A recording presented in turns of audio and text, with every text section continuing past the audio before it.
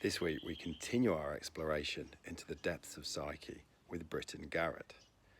Britt is one of the few Jungian analysts here in Western Australia, and I thought it would be fascinating to listen to her point of view on the world, given how she works at such depths with people. Within this conversation, Britt reads from the I Ching. She presents Jung's equation for realizing God. We also discuss the tension of opposites and its link to cancel culture, as well as legitimate suffering and many others. I guess what shines through in this is that all systems move towards wholeness, and psyche is no exception. And that currently the way forward is not through spiritual bypassing, playing on Facebook, or just burying in your head in the sand hoping that it'll all go away, but actually being in yourself and being in your body and dropping into that, dropping into the darkness and going deep, deep down. Now, while this is scary, it's only in the depths of the darkness that potentially we will find the light. And that ultimately, this is all a process in which psyche is on a journey and we are part of it. So enjoy, Britt. Hello, welcome back to WA Real. I'm your host, Britt Edwards. Today we have the great privilege of welcoming back Brittain Garett. Britt, welcome back to the show. Thanks, Britt. So it's been nearly 3 years since we last spoke. You were episode number 6. I know. Which seems like an eternity ago. But still, I have to say, with no disrespect to any other guests, if I had to rank the most important podcasts, top 7, yours would definitely be in it, because I'm very pulled towards the depth levels of psychology, and I still think there's so much value in the conversation that we had that people can reflect on in every day. Mm-hmm. And so I wanted to continue that today as we look in the world. Mm-hmm. So just before we hop into that, you are one of a very select few of actual qualified Jungian psychoanalysts here in Western Australia. Mm-hmm. In the last podcast, we attempted to bring some of the works of Carl Jung and simplify it for the everyday person. Mm-hmm. We went into individualization and talked about the morning and lunchtime and afternoon of life, which was a nice metaphor. We talked about the shadow, we talked about the tension of opposites, and also just the depth level of the sort of Jungian analysis.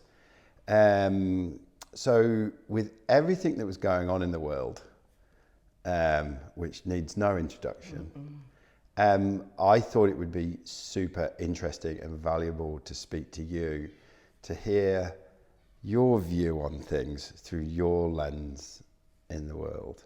And so without giving you, we're giving you a big open question of how do you view the world, I thought I'd sort of structure it by saying, what are some of the sort of key data points that dare I say, that you observe that's going on, and then how do you take that and how do you view that in the way you view the world? Does that make sense? Sort of. Yeah. Well, like I said when you first contacted me, I thought, well, we all know we're going to hell in a handcart. Like the world just feels so dark and so difficult, and there's so many problems. We've got climate change, we've got Trump, we've got COVID, we've got the economy. It's just so dark. Yes. And we know that, and we feel that, and we're swamped by that. So what Jung brings to this, and the way I like to think about it, is meaningfully. Like, what is going on a bigger picture level? Is there hope? Is there something bigger? Or are we just going downhill rapidly? So that's kind of how I want to think about it. So, I mean, I've got quite a few data points, so hopefully it's a bit of a conversation still.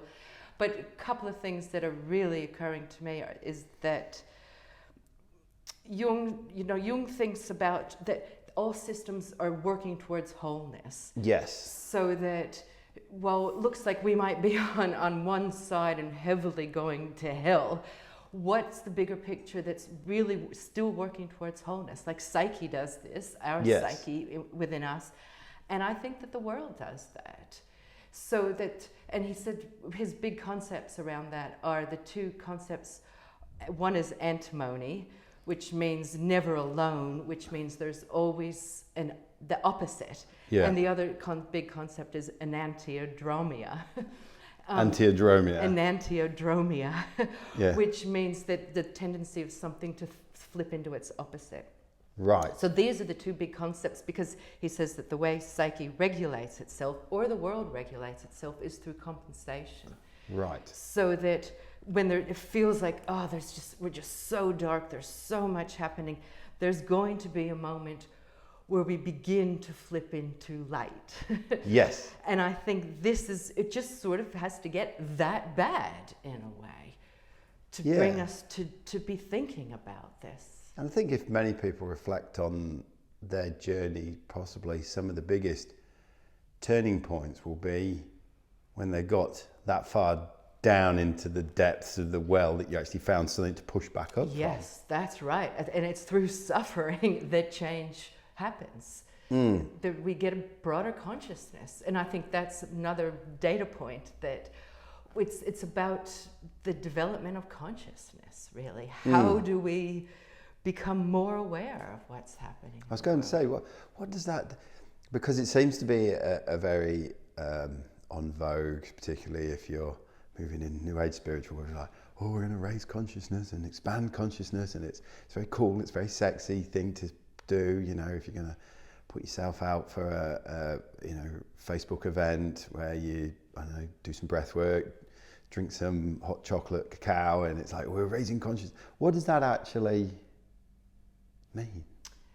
I think it means, first and foremost, really being in life. Yeah. So much of that conscious raising is a little bit of a spiritual bypass. Let's just rise above it all. We're above all this. And I think the way in is down. Yes. That's what we've got to do. We've got to go in and down, and that we are so far down, but that's part of the process, I think. We've got to really live life. And so, I guess for me, part of what drew me to read some of Jung's books was my own sort of collapse and darkness, and then that helped me to start to make sense of the bigger journey that was going on. And so that was very much Brittain individually within his own personal structures.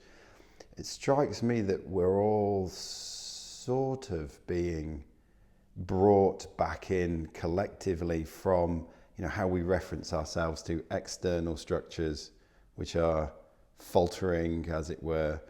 And so some of the things that you probably could still hold on to for a sense of, I don't know, safety, so you're not going down to that darkness, even they're disappearing now. And they're coming under question.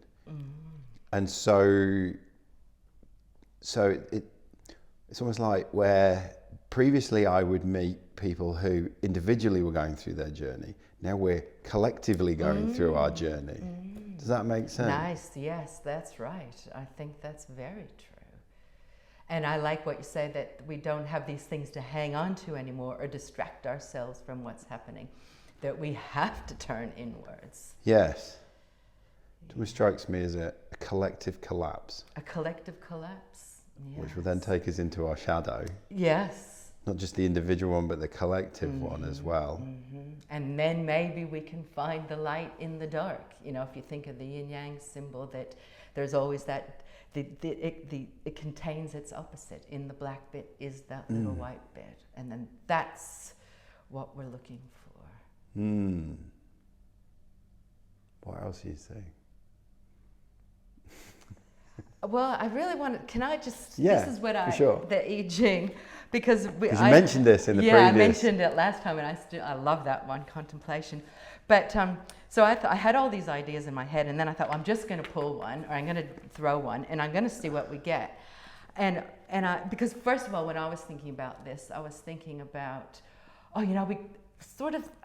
found myself falling into positivity about it, but well, it's going to be okay, and that we need this, it's the big reset. And I started thinking, maybe I'm being a bit too seeing the sunny side. And then I pulled this one, and it's number 36, darkening of the light. So, and the one before that is progress. So it really is the sense of we are in really dark times. So I thought I really needed that as a reminder to not just get caught up in thinking positively about it, and we're all going to be changed through this. But the two things that really struck me about it is that it talks about the dark man and dark times and dark leaders, which is happening.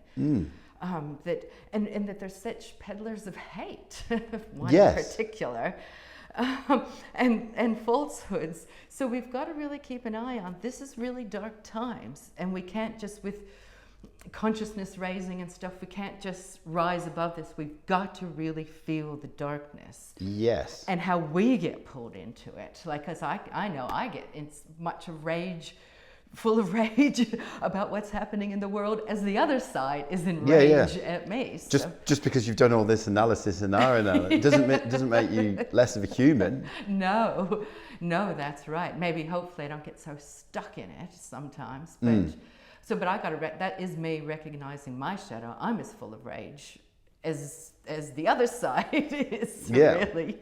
But what we, like, one thing it said is, we must not unresistingly let ourselves be swept away. And I think that's part of this, that we have to really stand in our own, like you said, it's a collective thing, but we have to do it individually and not get swept away by the collective, by the collective energy.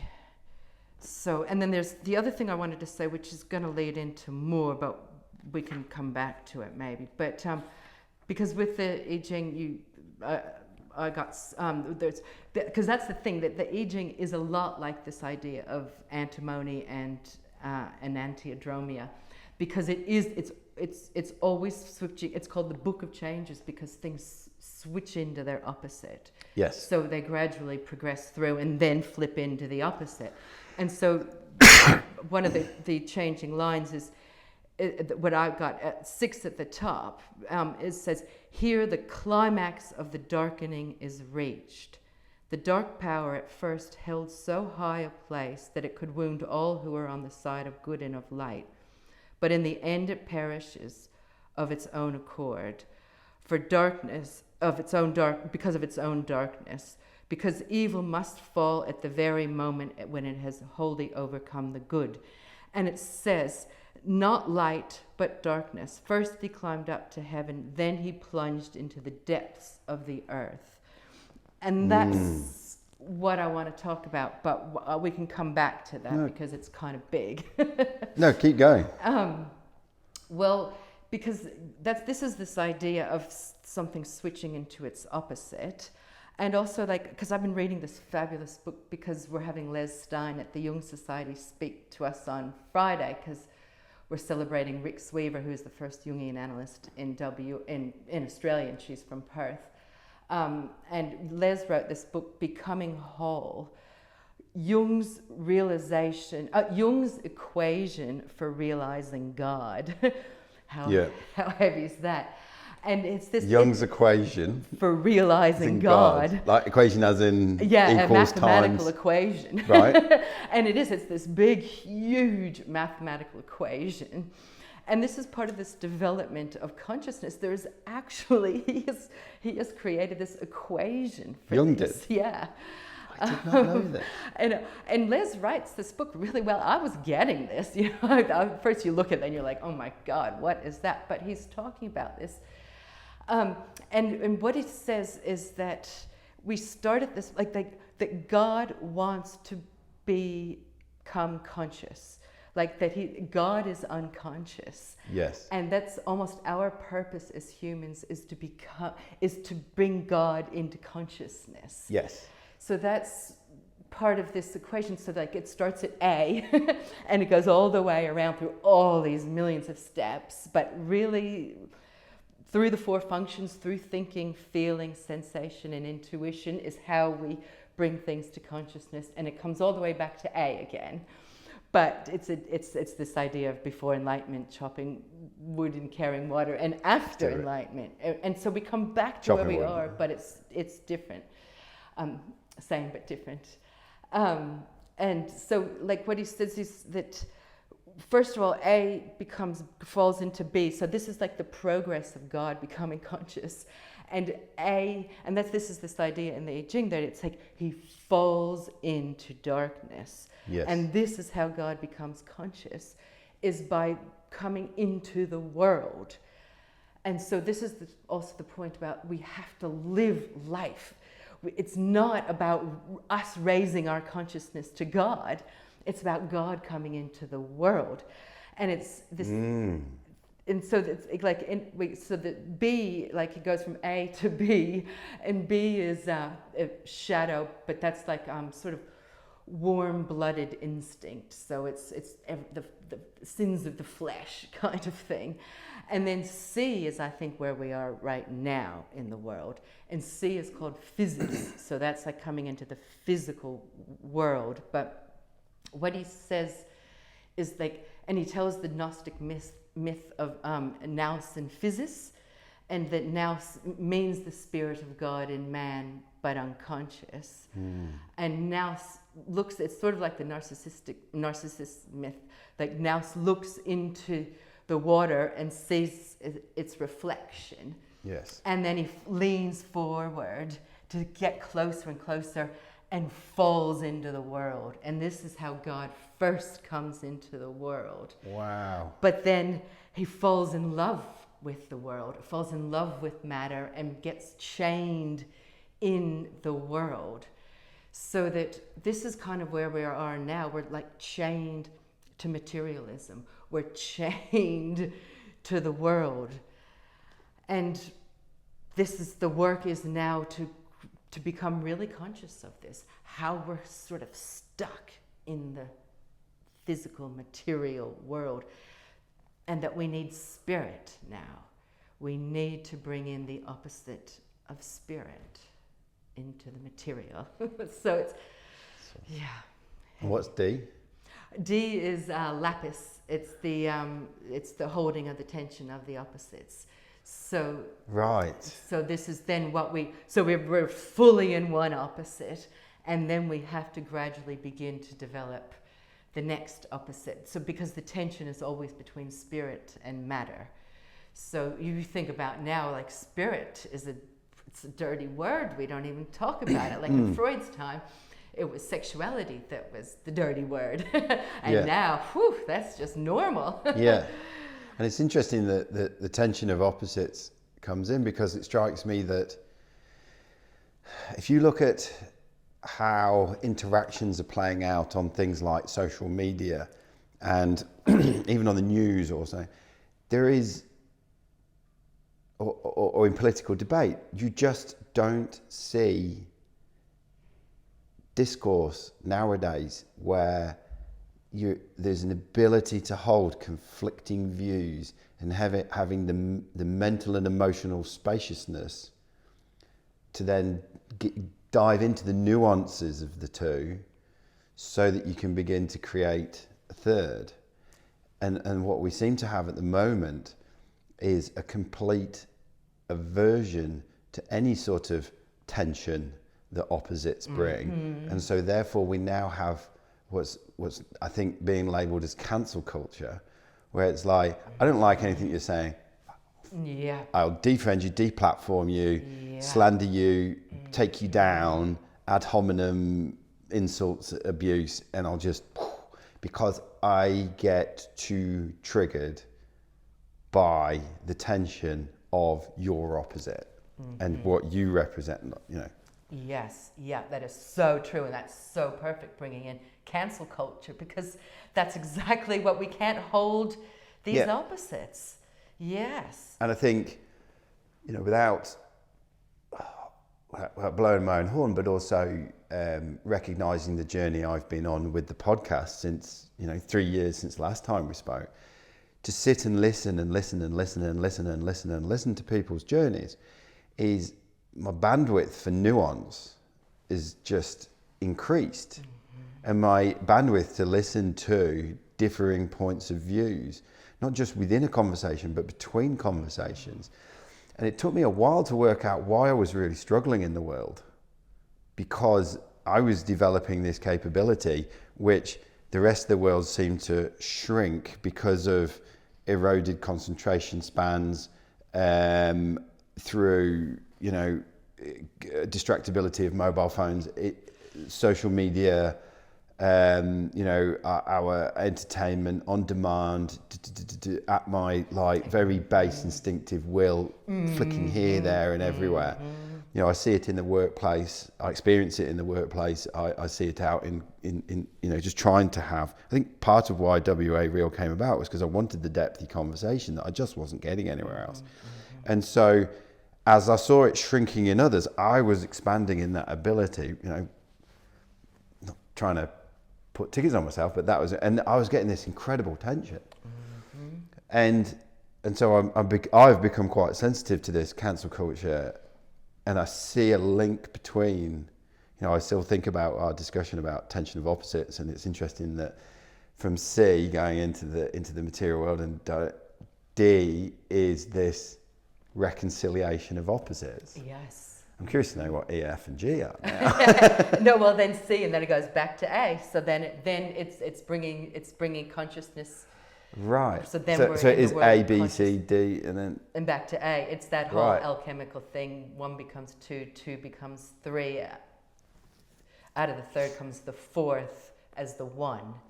So then 4 becomes 1 again. So it's wow. It is all about bringing consciousness, and that's how we bring consciousness, is by separating things out into their parts and looking carefully. Go in, live the experience, but then separate it out, yes. to understand it, to then bring it. Yeah, that's right. Live it. Because we delineate and we contrast and we compare. And judge and value. Oh, judge and value. Yes. I've been on my own little journey with judgment, because I realised I was quite want a better word, judgy fucker, frankly. And then I went through this journey of, do I need to tone down the judging? It's like, no, you do the judging. Yes. Because judging is helping to delineate and separate, and that's part of the 3D world that we live in. That's right. To appreciate it and love it for what it is. And see it for what it is. See it for what it is, but then recognise everything that's delineated and has edges around it will also collapse back in. Oh, just loving my podcast at the moment. Yeah, and it's so true what you say about how we're just getting narrower and narrower. Because I just love flicking through that news feed, but I can just see it's so narrow now. I hardly get any stories. And I'll watch the news and I'll think, I didn't hear that on my news feed, because I've just narrowed down to the royal family. Yeah. And gossip. And the algorithms of Google and Facebook and everything will just narrow you down. To that. I know, so nothing new comes in. Yes, and you end up in an echo chamber. Yep. Scary. One of the... Sorry, was there anything else? Well, no, I think that's just... I wanted to get that out there. It's that's really fascinating that there's actually an equation for realising God. I did not see that one coming into it. One of the other things that I wanted to put past you or ask was, it strikes me that in the comparing and contrasting and the tensions that are going on, many things that we may have held dear, as I mentioned before, sort of outside institutions, or whether it be, I don't know, the media, government, medicine, all sorts of things, all ranging from school, and things that, like external pillars that help us to reference who we are in the world, are starting to look like they falter. And as they crack, I find that people are using a word like I'm having a great awakening at the moment. Like, I can see the world in other ways, in other lenses. And it strikes me that they're almost having can have almost like big spiritual awakening moments, which is almost like a glimpse of the self, as in capital H, capital S, our bigger, which can be quite overpowering and brings a whole lot of energy into us. But then that in and of itself will then, once that glimpse has moved and passed, then almost like that energy can start to bring out a whole lot of stuff out of your ego, out of your shadow, and that at that moment when you're imbued with this, oh my God, I've just had this experience, that there's almost like a choice to continue to go further with that level of inquiry. But then I'm also seeing a lot of people going, oh, I've had this experience, I need to go and tell, and I need to go and put it into the world. And that's where I'm almost seeing people becoming quite evangelical about this. I've had an awakening. Everybody should have an awakening, as opposed to, wow, now some darker stuff's coming up. Now I can really go in. Is that something you have, sort of the mechanics of that you have witnessed in others and see in others and sits within the Jungian methodology? Because it's something else I'm trying to reconcile at the moment. It's almost like you have this tension of opposites until such point as bang, and then it's like, whoa, glimpse of something much bigger.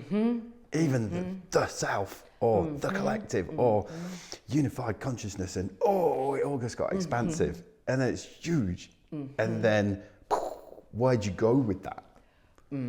Yep. Well, and then it will engender its own opposite. So you go there.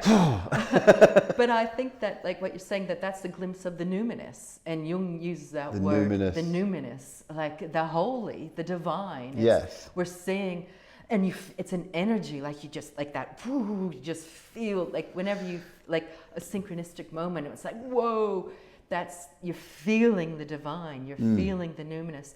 But what can definitely happen is we get inflated by it. Yes. And you just want to be like that all the time, and you yes, grab it, chase it. Yeah, that's I am the chosen one. Yeah. And then there's a slippery slope. And we chase that feeling, though, I think, and then that's where addictions and drugs come in, because we're chasing the feeling. But then the work is then to integrate it and to not get inflated by it. And the way we integrate it is by bringing it into day-to-day life. And that it has to happen slowly and steadily, and it's hard work. And that's the thing, like, about analysis. Like, there's plenty of times where you feel like, nothing's happening, but it's the week by week by week, the timing, the long-termness of it.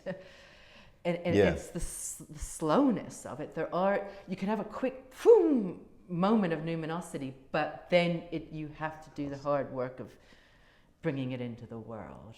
And that's an interesting point, because in a world where certainly in a world where sales and marketing now is all about predictable outcomes quickly, bang, bang, bang, that even, we've seen a big rise in the presence of mindset coaches.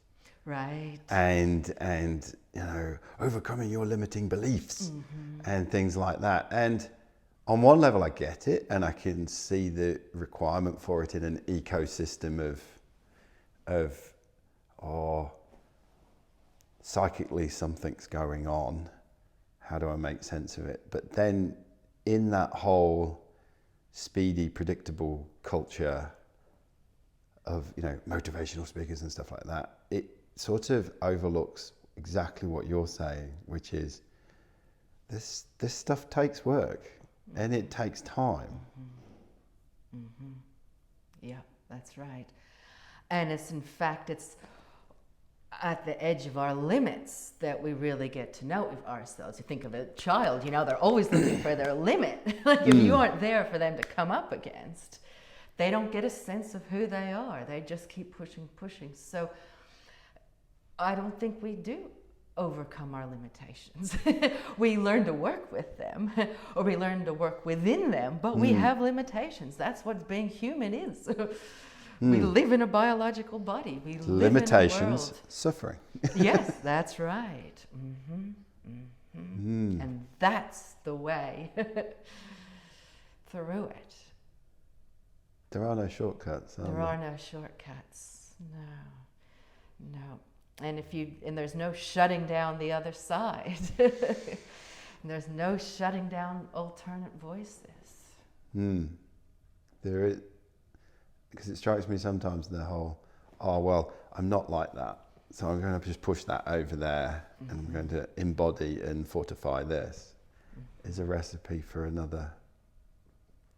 And you know what's so interesting, like you listen to the words, like say in America with the words that that Trump supporters use, like it's the alt left, or you know, they use the exact same words as the left and the right use the exact same words about each other. Like they're trying to infiltrate and create trouble and create chaos and bring in the militia. And the right is saying it and the left is saying it. They're saying the same thing about each other. I just think it's astounding. One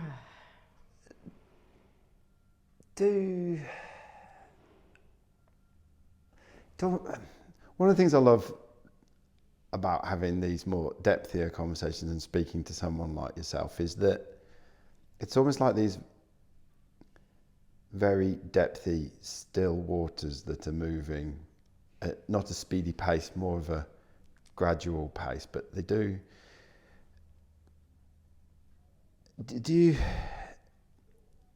I get the sense that we're at a place where we have been avoiding doing this work, and almost that the psyche's gone from, okay, I'll give you a little tap, please come and spend some time with me, the deeper parts of it, and then it's like a knock on the shoulder, and then it's a clip round the head, and it's like, you're still not listening to me.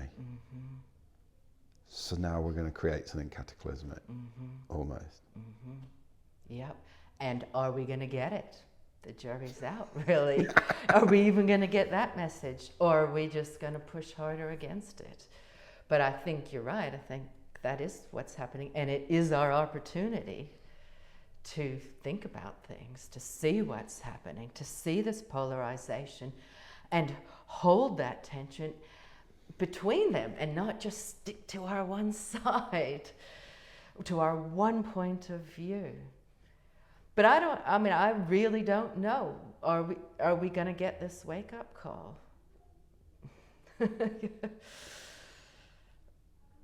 doesn't quite seem like it. Yeah, but that's one thing about the COVID. I know we've got it easier here, but I'm kind of glad it's hanging around as long as it is, because that's the only way it's going to fundamentally change anything, change our behavior, is if it lasts long enough and we're stuck with ourselves long enough. Because it strikes me that we have been almost...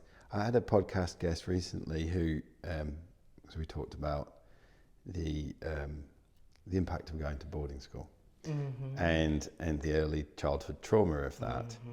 And he discussed how there's almost, you create this strategic survival self, and therefore you depart from what he used as a beautiful term, your inner indigenous. And it just strikes me that so much of what we've done is so departing from our inner indigenous. Yeah. And I think when that's just profound, what was going on in that last podcast, because that strategic survival self that kicks in and it takes over, and it starts as a defense to save us.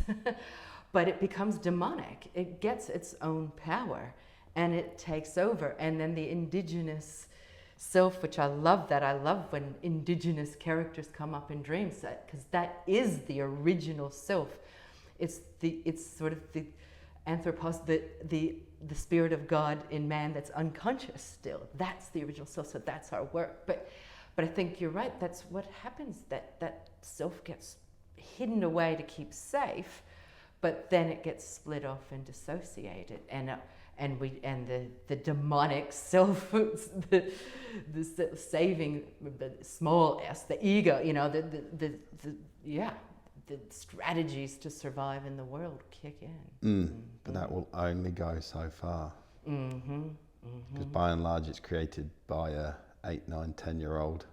Yeah. Yes. Yeah.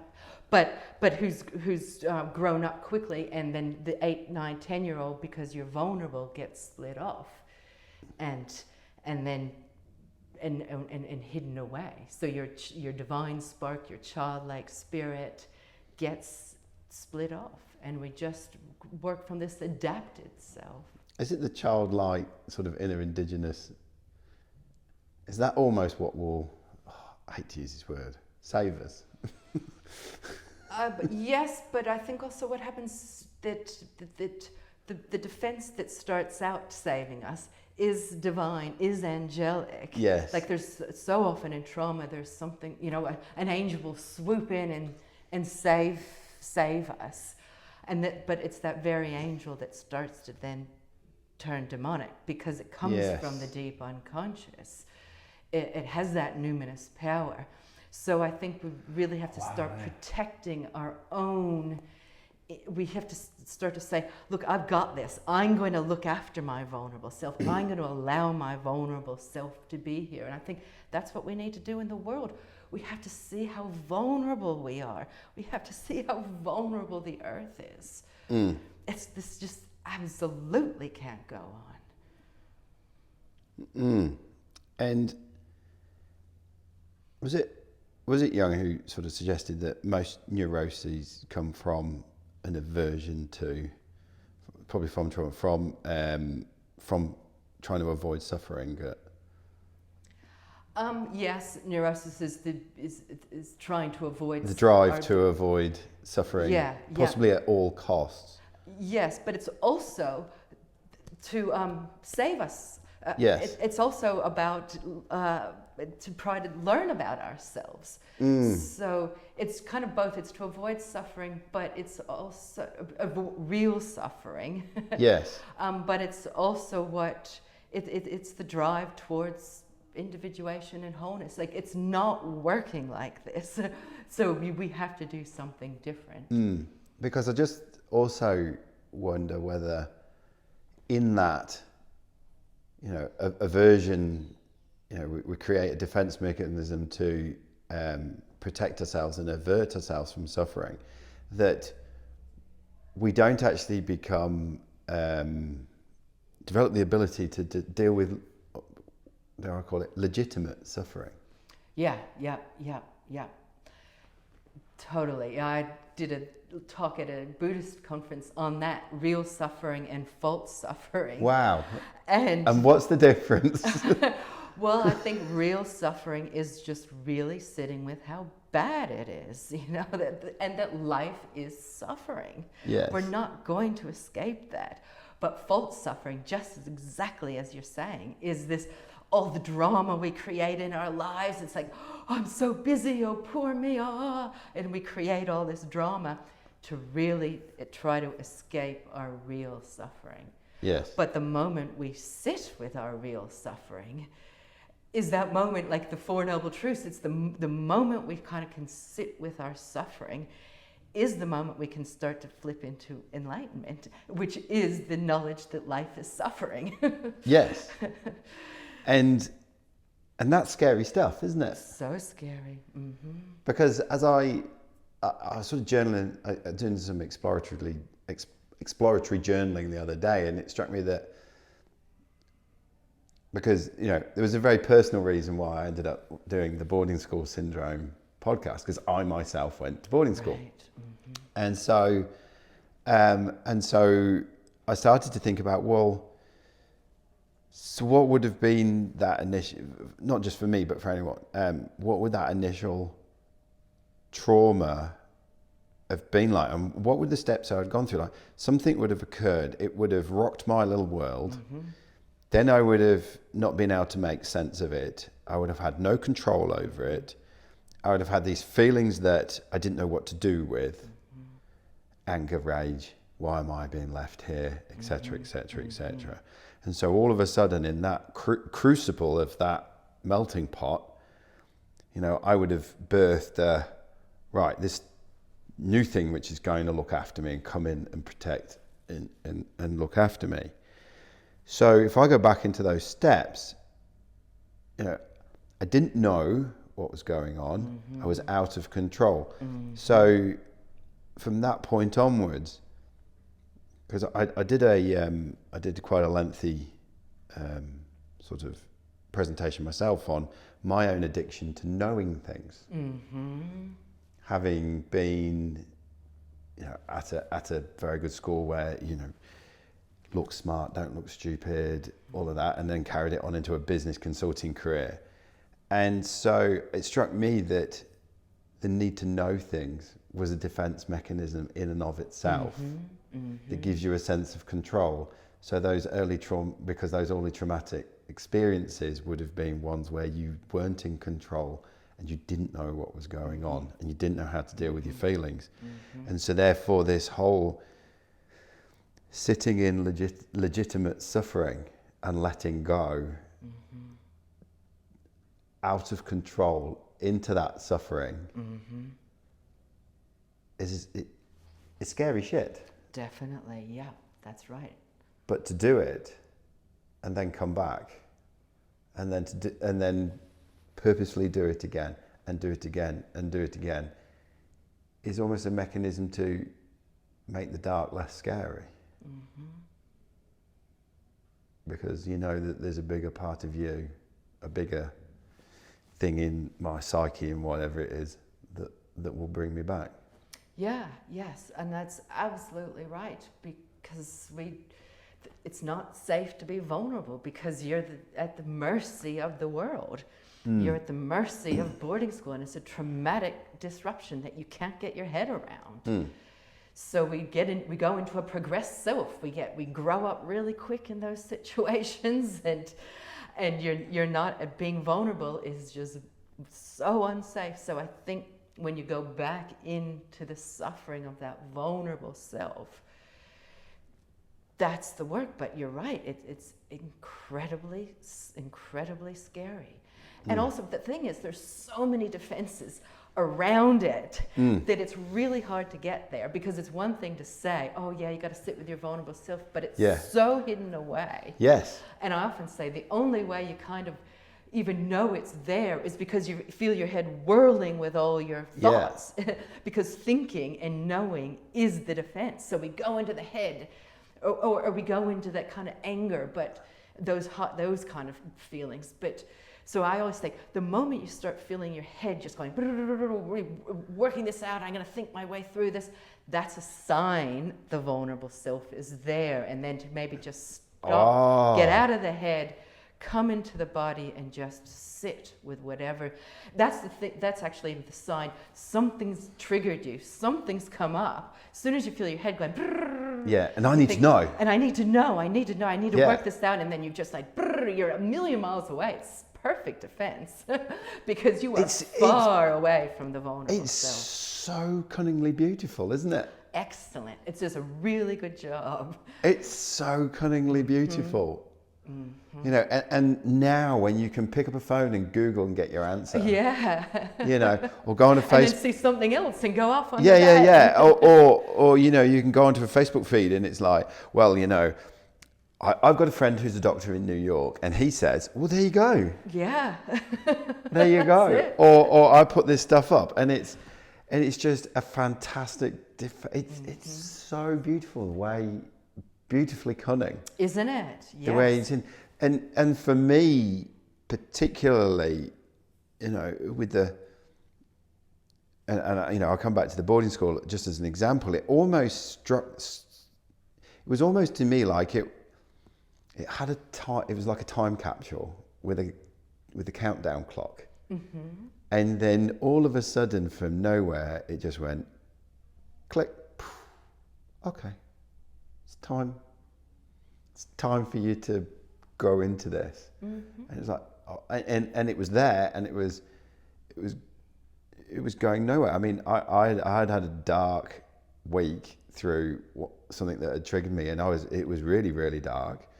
And then from nowhere, I just asked my body, asked my intuition, what's going on? And from nowhere, I was drawn to tap into Google boarding school syndrome, and then there you go. Wow. And it was almost like this. Either it was a time capsule ready to open, or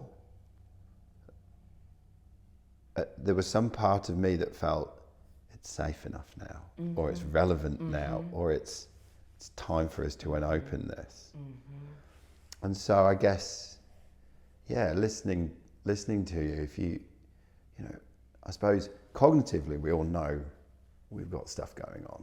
Mm-hmm. You know, we've all picked up a few bruises through the collisions of life, and those bruises need to be worked out. But yeah, if you've got this fantastic defense mechanism mm-hmm. that's sticking mirrors and makeup over the bruises mm-hmm. so you can't see them, mm-hmm. Mm-hmm. Yeah, some of them you're not ready to do. Yeah, I mean, it saved your life, those defenses. It yeah. saved your life in boarding school. It saves your life in trauma.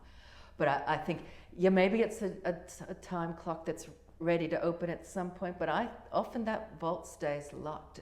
I think it's because you sat with it. Mm. That's what happened. You didn't just keep going. You just thought, wait a minute, I'm just going to sit with this and feel what's feel going shit on. And I'm going to stay there. Yes, yeah, that's right. And that allowed that tiny little voice to come up and say, I'm just going to Google that. Yeah. Is that tiny voice little Bryn that I parked away? Mm-hmm. Yeah. Yes. Yeah. Yeah. I guess I have the analogy nowadays, and I think Winston Churchill referred to his depression as the black dog. Mm-hmm. And so nowadays, whenever it's not just depression, but if ever I feel like something's coming up, I almost like, okay, the black dog is at the door. Mm-hmm. I'm going to leave the door open. Uh-huh. And the dog can come in and sit quietly or whatever, or we'll play, or it's going to tell me something, and when it's ready, the dog will leave. Mm-hmm. Mm-hmm. Yeah, and then you can say, what does that dog need? I'm sure it needs a good pat and a lot of love. So it's interesting because at the start of this conversation we were talking about the darkness of it all, and you know, are we going to get through it? One or the other. But it strikes me, without trying to cling to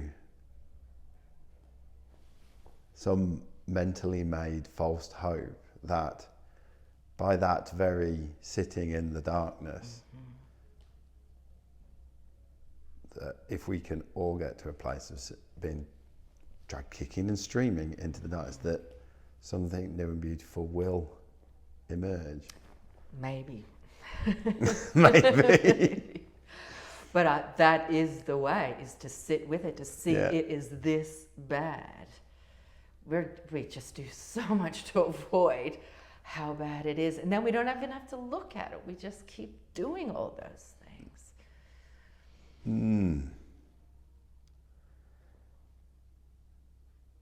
Does a lot of this surprise you collectively on one level? Well, probably not the content, but the overallness of it.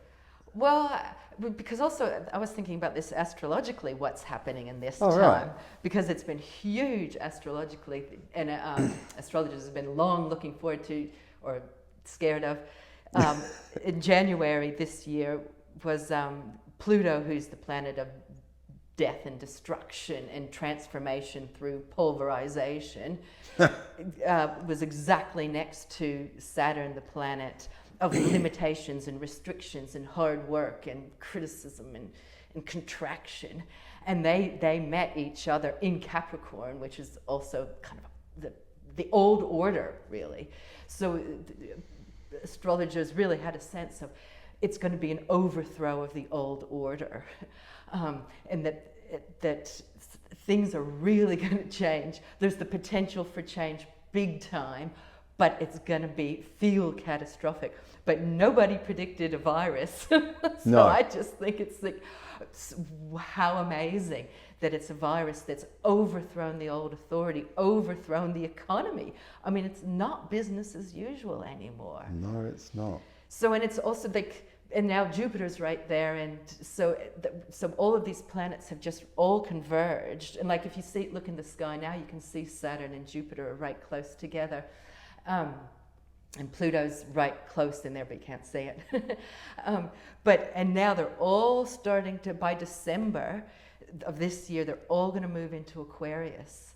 Pluto will take a little bit longer, but so this now is the beginning of the age of Aquarius. So like the 60s was, an intimation of it, but right now we are at the cusp of change. We are about to move into the age of Aquarius, which is about individual authority. It's the water bearer. It's humanity. So it's always about the bigger picture, Aquarius. It's about all of humanity, but it's done through individual authority. So that it's part of what's happening is the overthrow of the old order. And it's doing itself in, like that I Ching. Yes. Darkness has fed and eaten up the light, and now it's got nothing left to feed on. And now it's going to collapse, and it's going to give the chance for something really new to come up. It's exciting when you put it like that. Yeah, that's right. So there I do have hope. Yes. It comes from a different big. place. Yeah. Mm-hmm. It doesn't come from a desperate place. Mm-hmm. It's more of a, I guess one of the things that I've been exploring in the last 12 months is faith in something bigger than yourself. Yes. Yeah. And sometimes that can be yourself, mm-hmm. the bigger version of yourself. Capital S self, yeah. Yes. Mm-hmm. And this is part of that. Mm-hmm. Mm-hmm. Yeah. Mm-hmm. Yeah, and I was thinking that's a big thing too, that, we forget it's a bigger picture. We forget there's something beyond just us. And I was thinking like the myth for our time probably is the myth of the Holy Grail, like that in the first part, like Percival, he's like a young up-and-coming warrior, and he's out there having battles and bedding maidens, and he sees the Grail the first time, but he's just young and he's living his life, and he doesn't ask the right question. And it's only after he's lived life, he's lost battles, he's suffered, and he's matured, that when he sees the procession come before him again, he gets the question right, which is, whom does the Grail serve?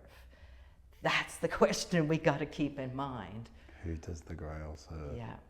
What's that? For? Who do we do it for? What are we doing this for?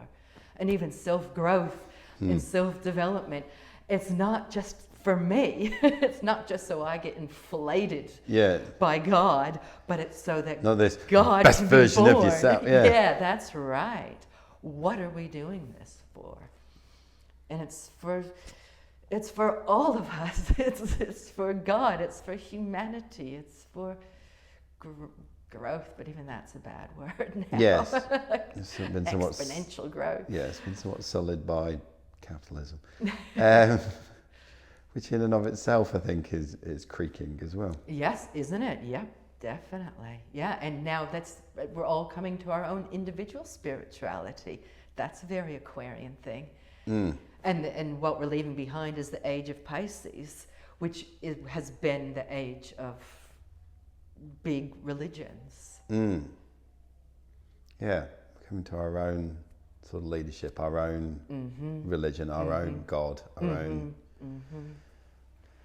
very decentralized. And I think it's not quite our own God. It's finding God within us. Yes. Our own Yes. sense of God. God. It's many paths to the one truth, really. Yeah. And it's interesting that, because I asked myself a question when we were all asked to stay at home and not go to work and so on. At the same time, as like the Premier was saying that, and oh look, we're seeing it in Victoria at the moment. At the same time as the Premier is, you know, telling everyone to stay at home, he's also giving the police more and more powers, which is force and authority. And so I started asking myself the question, why does that need to happen? And the everyday instinctive answer is because people don't do what they're told. Right? So, you know, there's going to be people who don't do what they're told. Blah, blah, blah, blah. But I think there's a deeper answer in that same question, is why do we need to have a body that has to force people to do things? Why do we accept a society? Why do we accept a way of being where we are forced to do things? And in that, there's almost an abdication of responsibility. You can do the leadership, you can do the, you know, and tell me what to do. And if I don't like it, then there'll be this other thing that tells me what to do. And so I almost got to this place, and I tried to engage this conversation with a few people, and they was like, "You're just being a dreamer, Britt." But I actually thought it was quite an important question. Why do we tolerate even for ourselves and the kids and friends and family? Why do we tolerate a place where we have to be forced to do stuff? And so moving from one place to another, Pisces, Aquarius, maybe the fact that that question has started to arise in me is an indication of the move from one place to another. And how to bring the Pisces religion into the realm of Aquarius, which is, because it's so interesting, it's individual authority, but it has to serve a higher purpose. Yes. Whereas, so, you know, it's so funny, like all the anti-maskers or something, it's my God-given right to not wear a mask, as if they're being about individual authority. I get to choose for myself, and then we have to have the police come and say, no, you have to wear a mask. So, but if we ask ourselves, whom does the Grail serve? Why do I have to wear a mask? It's for something greater. So it's individual choice to be able to serve something bigger. Yes. But the very words are being used against us. It's my right to not wear a mask. Yes. And you can say it. I mean, yeah, there's something in that, but it's not, because it's for a higher purpose. Yes. Yes. And I think the police, it's also the last dime, that giving the police greater powers is the last dying gasp, hopefully, of the old regime, the old authority. They can see they're going down. Although, and they've got to get the troops in. Although I am seeing the use of some very clever other things. I hate using the word weaponization, but it's really carefully used here, of shame and guilt. Oh, the Karen thing. Yeah, and you know, do the right thing. You know, people are not behaving as well as they should be. You know, the tone of a lot of the messaging across the premiers, across the Prime Minister, has been one of, okay, naughty boys and girls. And for me, that's been triggering. Yeah, that's right. And then it's broadcast on social media, so it's really public shaming. Yeah, and that's not a way to change anything, because then the vulnerable part just gets split way off, and you go straight into your defenses, and don't you tell me what to do, and the anger and the rage that we're seeing, that's what gets triggered. Don't tell me to wear a mask. Don't come here shaming me. Yeah. I that whole Karen thing is Karen on Facebook. Well, yeah, like that's what they call someone that now goes in and I don't. It's been used on both sides of the. Yeah, have you seen that on Facebook? Like they call it, she's being a Karen, and it's coming in and shutting something down, whether it's good or bad, and it's public shaming, and it just they a Karen came and shut down that wedding in Hawaii, and so it's just, and then it's broadcast on social media. It's can't hold tension, come in with shaming and guilting, and then kapow, topped off with a side serve of virtue signaling, and then that's it. There's the mechanics, pow. Yeah, that's right. And there's no growth in that, really. It's almost childish. No, it's very childish. Yeah. And there's a really arrogant thing that's popping to mind at the moment, but I'm just struggling to work out where have the grown-ups gone. Yeah, I know. And where is personal responsibility and personal authority? Yeah. Is there anything else you wanted to add to this conversation? Because when I did email you, were saying my head's buzzing. Yeah, I just think it's this bigger picture, and that this is part. That's the thing about the equation. This is part of a process that we have gotten stuck in the material because we have to really fully live in this world. We can't just go into spirit. Like, we have to be humans, we have to be people, we have to be physical bodies to then approach the spirit, I think. So it's like the materialization is an important step. You can't skip that bit, no. And I love, like in martial arts or the internal arts, that they say that first of all you have to build the body before you can do any spiritual work. It's like building the vessel. You have to build the yin energy to hold the qi, to hold the yang energy. Like, you have to build the body. So we have to live in the material world before we can do a spiritual journey, really. And that's hard work with our feet on the ground, seeing it as it is, being with it as it is. Going into the battles and pitfalls of life. Yep. Facing the slings and arrows of life, not just dreaming away. Yes. Sleeping.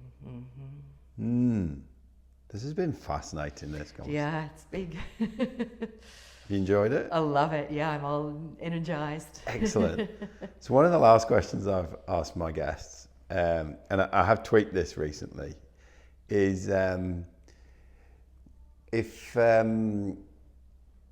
we could just slow everyone down for 5 to 10 minutes, and you could just upload a question into the collective consciousness for everyone to consider quietly for 5 or 10 minutes, what would that question be?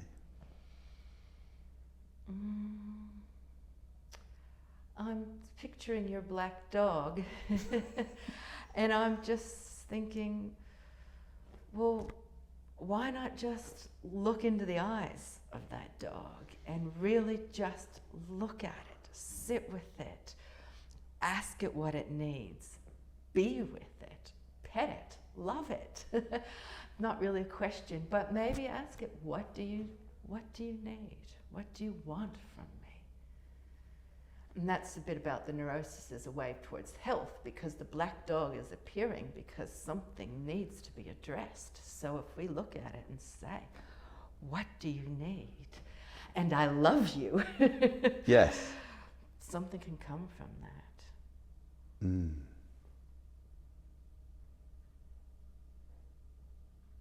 Love it. It's been an absolute pleasure talking to you this morning. Yeah, thanks, Britt. If people want to find you, how do they reach out? Well, they can come to the Jungian Society Yep, of the WA. Society, yes. It's First, been great. is it which Friday of Well, every it's month? been the third Friday of the month, but we've been on Zoom, like the modern world. Yeah. So it's been Saturday, but our last one's in September, and that's a final one on Friday night. Yeah. So, yeah, I have a website. You can just Google Brittain Garrett. Yeah. And if somebody is now thinking, oh, there must be something in this Jung business. Or not. Yeah, well, those two have just been talking Crazy. absolute harebrained stuff. What would be a couple of entry-level books to get someone excited or just tooled up in? One of my favorites, although it's not even Jungian lately, it's called Buddhism, East Meets West, Buddhism and Psychotherapy. Because it really is about sitting with yourself.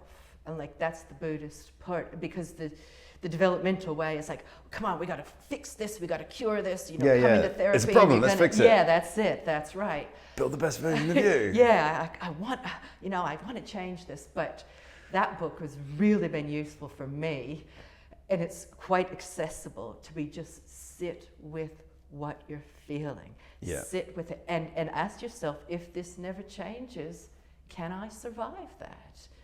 And the answer is generally yes, because it's really just a feeling. It's really just a feeling. Mm-hmm. Superb. Thank you so much for today. Thank you, Britt.